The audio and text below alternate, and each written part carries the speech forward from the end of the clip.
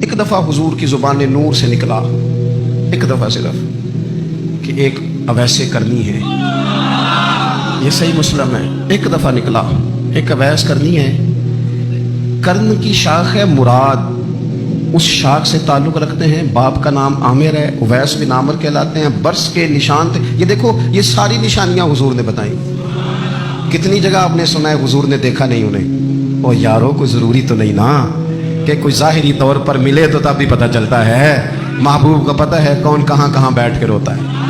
لب واہ ہیں، آنکھیں بند ہیں، پھیلی ہیں جھولیاں، کتنی مزے کی بھیک تیرے پاک در کی، کتنی مزے کی بھیک ماہ مدینہ اپنی تجلی عطا کرے۔ یہ ڈھلتی چاندنی تو پہر دو پہر کی، او دیکھو نا روزے دے دوالے نے غلامہ دیا ٹولیاں، وہ ایک پہ سن دے کروڑا دیا بولیاں۔ اور بڑی امید ہے سرکار قدموں میں بلائیں گے، کرم کی جب نظر ہوگی مدینے ہم بھی جائیں گے، اور اگر جانا مدینے میں ہوا ہم غم کے ماروں کا تو مکین گنبد خضرا کو حال دل سنائیں گے۔ ایک دفعہ حضور نے فرمایا عمر، ایک اویس بن عامر نام کا شخص ہے، کرن کا ہے، مراد ایک شاخ ہے قبیلے کی، اس سے تعلق رکھتا ہے، ماں کا بڑا فرما بردار ہے۔ یہ دیکھیں حضور غلاموں کی نشانیاں بتا رہے ہیں، غلاموں کی، بے خبر ہو جو غلاموں سے وہ آقا کیا ہے، اور بندہ مٹ جائے نا آقا پہ تو وہ بندہ کیا ہے۔ فرمایا برس اگر ان سے ایک یا برس ہوا تھا وہ ٹھیک ہو گیا، درم کے مطابق نشان ہوگا، ماں کا فرما بردار ہے۔ اور حضور نے فرمایا عمر اس اور ان سے بات ادب کے ساتھ اللہ کو کوئی قسم دے دے تو نیاز سے ان کے آگے جھکے رہو اور ان کے حق میں دعا کرو کہ اے پروردگار، اگر جیسا کہ انہوں نے مجھے بچپن میں شفقت سے پرورش کیا ہے تو بھی ان کے بس طے کر لیا حضرت عمر نے۔ جو بندہ بھی یمن سے آئے، عمر پوچھیں اویس کو جانتے ہو؟ اویس کو جانتے ہو؟ جو بھی ملے نا حضرت عمر پوچھیں اویس کو جانتے ہو؟ ایک وقت وہ آ گیا کہ حضرت اویس خود ہی آ گئے، حضرت عمر کی ملاقات ہو گئی۔ اب ذرا دیکھنا نشانیاں بتا رہے، کہنے لگے آپ کا نام اویس بن عامر ہے، مراد کی شاخ سے ہیں، یہ چہرے پر نشان ہیں، ماں کے فرما بردار ہیں، کہاں؟ کہنے لگے اٹھاؤ پھر ہاتھ میرے لیے دعا کرو۔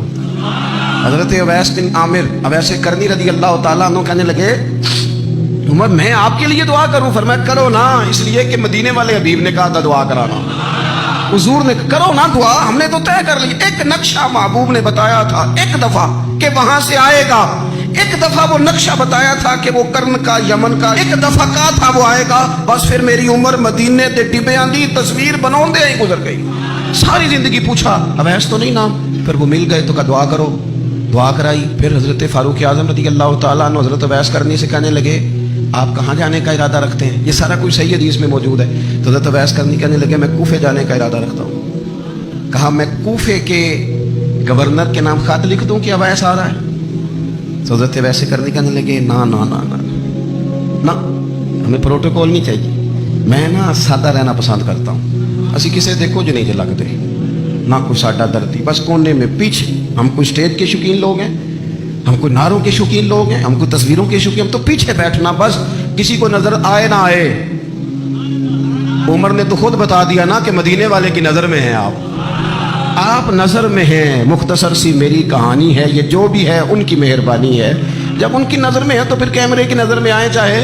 حضرت اویس کہنے لگے ضرورت کوئی نہیں، میں پیچھے رہنا پسند کرتا ہوں۔ تو حضرت عمر نے کوفے بھیج دیا، ایک بڑا رئیس آیا حضرت عمر سے ملنے کوفے کا، تو جناب عمر فرمانے لگے اویس کرنی کو جانتے ہو؟